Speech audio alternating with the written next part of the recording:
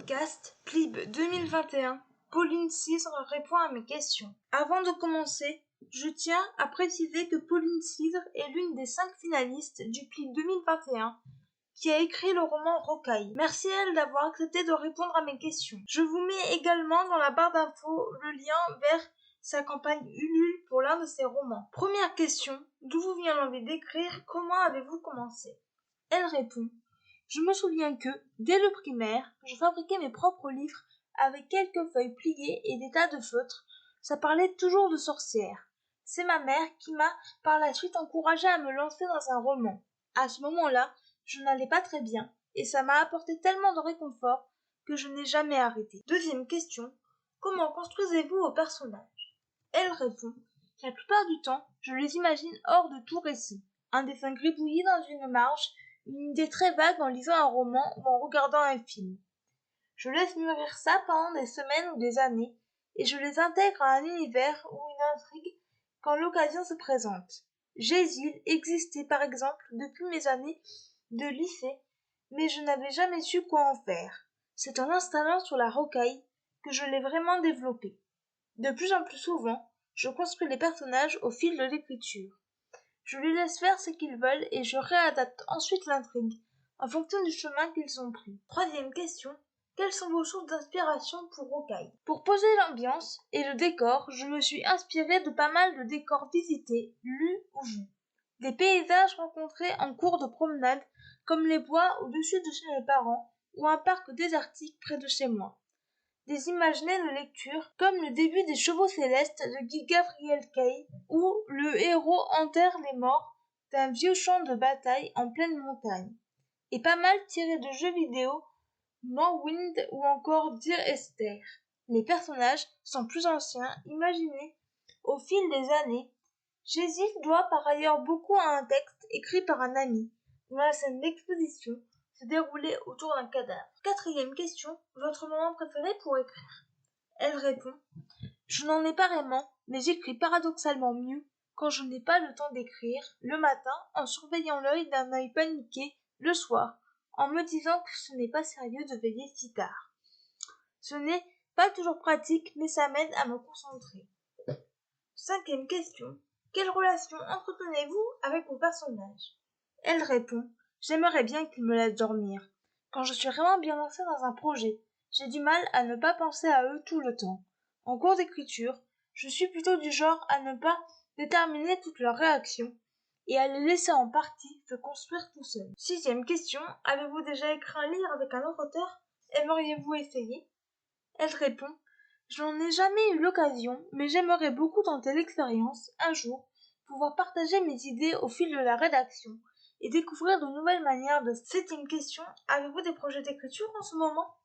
Elle répond: 2 de mes nouvelles paraissent dans l'année dans les recueils Férocité chez Projet Silex et Inétan aux ombres déversantes, ainsi qu'une nouvelle pluvieuse et horrifique aux éditions Ogmius, actuellement en précommande sur Ulule. Ensuite, mon deuxième roman sortira chez Projet Silex. Actuellement, je suis aussi en train de corriger 2 manuscrits, un fantastique mêlant enquête et sorcellerie, un autre fantasy situé dans les cuisines d'une île voyageuse. Je ne sais pas encore trop ce que ces 2 projets vont donner. Huitième question. Quel est votre endroit préféré pour écrire? Elle répond: mon petit bureau, embelli de papier, de cahiers, de stylos et de jouets d'enfants, avec une grande fenêtre pour me permettre de regarder les arbres et la pluie. Neuvième question. Quelles sont vos passions? Elle répond: c'est un peu banal, mais j'adore les livres, papier, numérique, jeunesse, adulte, romans, bandes dessinées, albums à lire, étudier, classer, ranger, cataloguer, conseiller. Ça va de pair avec mon passion des bibliothèques. J'aime aussi beaucoup me documenter sur tout et n'importe quoi, en fonction de mes projets et de mes envies. J'apprécie les mythologies, les contes, l'histoire ancienne. J'adore les jeux vidéo et les puzzles, et je pratique, maladroitement, le kirigami et la broderie. J'aime bien nager et me promener. Dixième question, votre signe astrologique? Elle répond: lion de naissance, mais pas vraiment de caractère. Onzième question, si vous étiez une capitale mondiale, quelle serait-elle?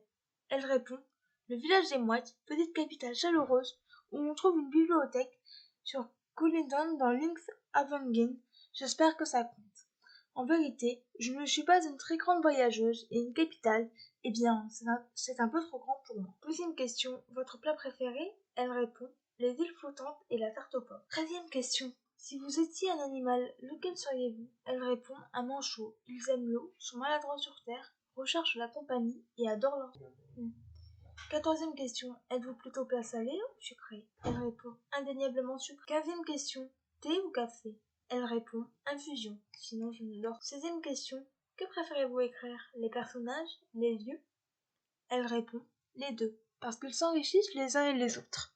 Les lieux prennent vie par les yeux d'un protagoniste qui en donnera une vision particulière. Les personnages se développent en fonction des lieux qu'ils visitent, qui vont leur inspirer certaines pensées, leur faire réfléchir à telle idée. J'aime assez bien l'idée d'ailleurs qu'un lieu devienne l'un des personnages du roman, qui fait son caractère et son évolution. 17e question. Comment avez-vous connu le PLIB? Comment vous êtes-vous senti quand vous avez été finaliste? Elle répond, j'ai découvert le PLIB lors de sa 2e édition. J'étais alors bibliothécaire spécialisée en littérature de l'imaginaire. Cette année, quand j'ai vu Rocaille dans les présélectionnés, j'étais déjà touchée. C'est un premier roman, publié chez un éditeur encore tout jeune, et je ne pensais pas que quelqu'un le proposerait pour un prix. Et puis le voir parmi les sélectionnés puis les finalistes, et lire toutes les critiques toujours bienveillantes des jurés, eh bien j'ai encore du mal à réaliser. Je suis extrêmement émue et reconnaissante, et un peu affolée aussi par le parcours inattendu de ce roman. 18e question. Rocaille est-il votre premier roman publié? Elle répond, oui. Avant cela, je n'avais publié qu'une nouvelle aux éditions du Chat Noir, dans l'anthologie Bal Masqué.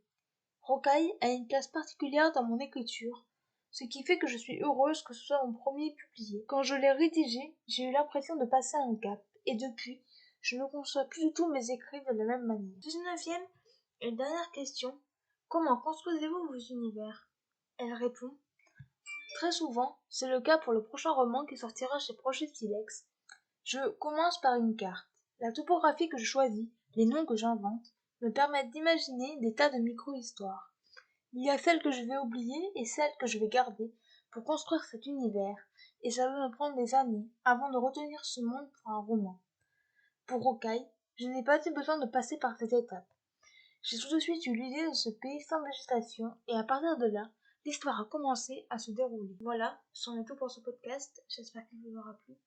N'hésitez pas à me donner votre avis et vos commentaires sur YouTube, à vous abonner à la chaîne, et je vous retrouve très bientôt pour un nouveau podcast.